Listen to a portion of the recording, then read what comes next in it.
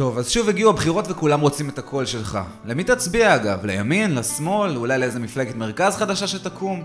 תגיד, זה בכלל משנה? הרי האדום כבר מזמן נהיה כחול, והכחול נהיה אדום. המרכז בכלל בשמאל, והימין זל קצת למרכז, שמצידו התקפל והתפצל, והלך אל הימין ואל השמאל, וחזר אל המרכז. בעצם זה כבר לא משנה למי אתה מצביע. שום דבר מהותי לא משתנה, לא? לא. הפעם מצביעים לדרך שונה באמת. התנועה הירוקה.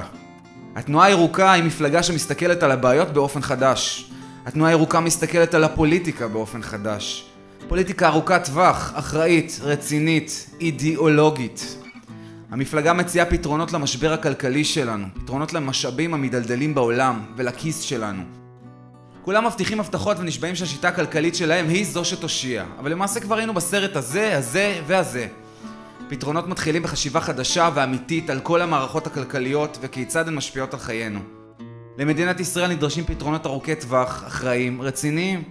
נפתור את בעיות הדיור בהשקעה מסיבית בתוך הערים הקיימות. נשקיע באנרגיות מתחדשות, בתחבורה ציבורית. נשקיע באנשים במקום בכבישים ונפתח תעשייה ירוקה שתייצר עשרות אלפי מקומות עבודה.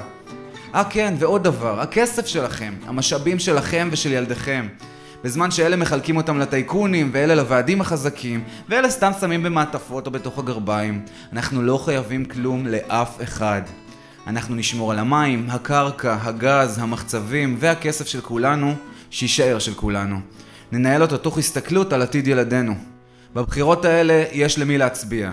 עוד אחד ירוק ועוד אחת ירוקה ועוד אחד ירוק. נשכח מהימין והשמאל המיושנים ויחד נהפוך את ישראל למקום טוב יותר. מקום ירוק יותר. בבחירות האלה מצביעים לתנועה הירוקה. כי סוף סוף יש למי להצביע.